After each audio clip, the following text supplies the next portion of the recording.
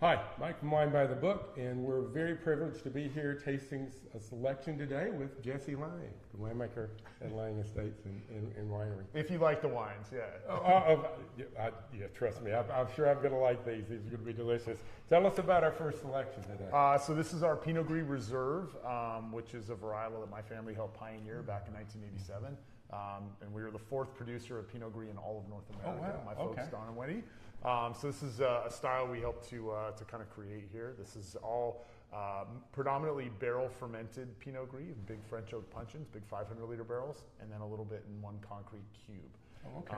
So this is predominantly estate grown, and then from a site that actually has some of the oldest Pinot Gris vines in the United States, from the Stein Vineyard over at Yamhill Vineyards, just a little west of here. So really beautiful wine, high toned. I think it has a lot of like pressed like lemon curd and pineapple and a lot of like apples and Asian pears kind of flavor components here.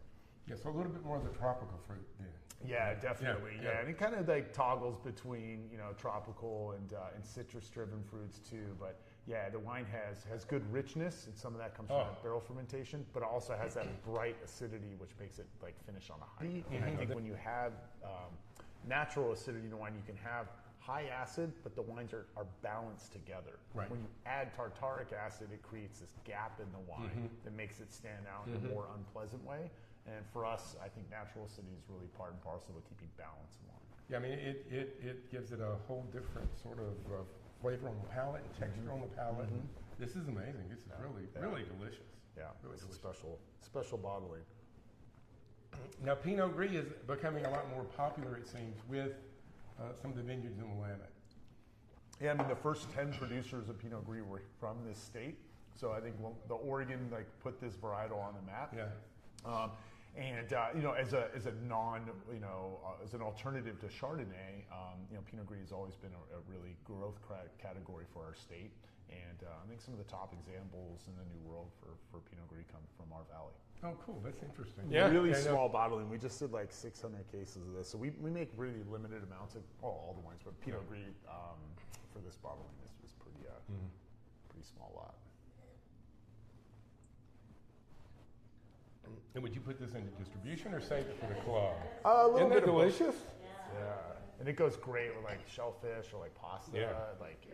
It's a really versatile wine because I think a lot of Willamette Valley Pinot Gris, as opposed to Pinot Grigio style wines, is that they have that brightness, but they have a little bit more viscosity and texture on the palate, and that sort of oily character that Pinot Gris from the Willamette Valley can achieve is sort of, I think, a defining characteristic of what we do here.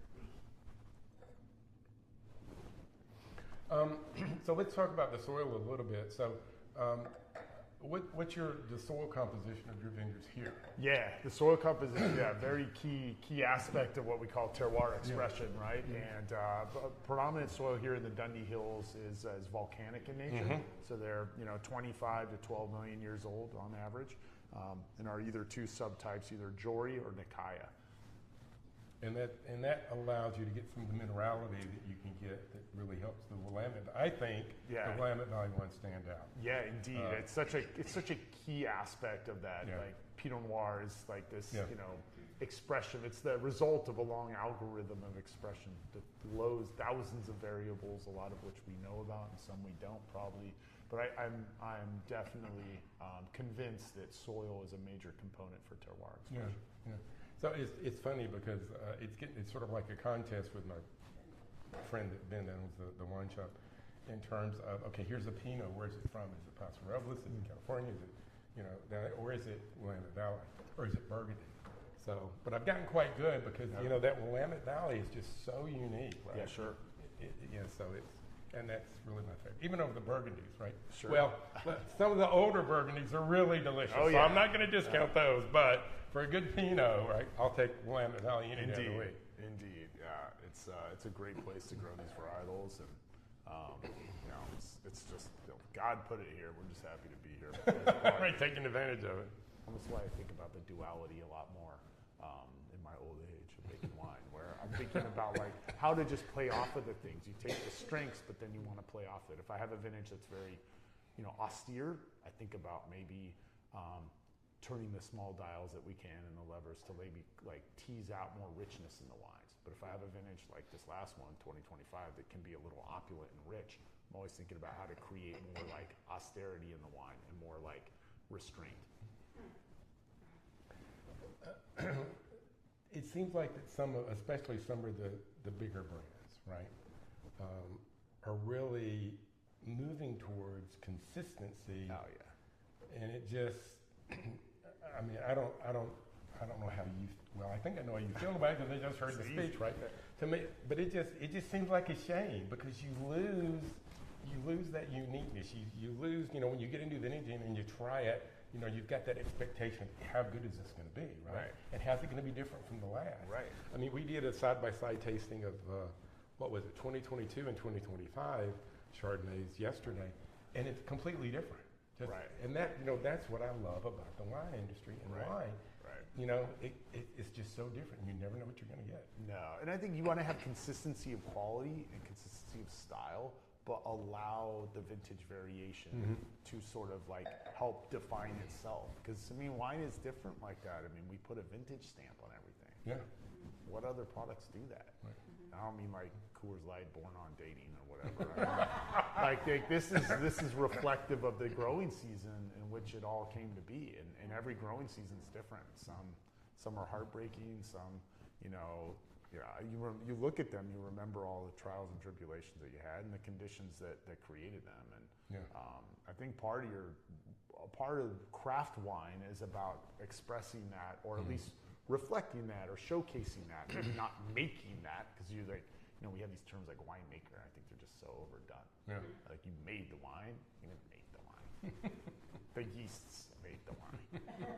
Come on, But I think you just sort of like you're a caretaker and a guide for the wines. You're not really like imposing your will upon them, which as I always think about, like the three biggest decisions I make as a winemaker have nothing to do with my facility. Yeah. Have everything to do with the vineyard, how we farm it, when we pick. That's all farming. Yeah. So it's gotten to the point where when we're out at a restaurant, I mean, there's a lot of very famous brands and brands that have a lot of very high reputation that we won't even consider now because they're part of that group.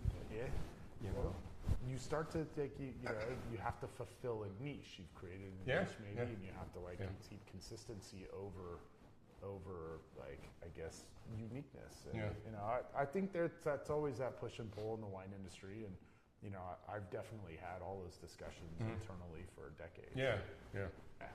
I embrace it more than I used to. I do. Like, you plan a lot and then you just ride the wave. And I impose myself less on vintages in a way that's probably better for me and the wines. And I think that's been good. But try to be more like it is what it is sometimes. Well, I think just as you get older, though, you realize that there's things you just can't control. No, you don't. But it's hard to finally learn that. Yeah. Yeah, I always thought if I just tried hard enough, I would change it. I could fix it, and some of that's just the foolhardiness of youth. But Well, I think part of that's just being a dad too, right? Oh, Because dad, that's our job, is to fix things, right? Kind of. Get mad with his dad. Broke the toilet. Why is that leaking? Thank you very much for sharing this with us. Of course. Yep.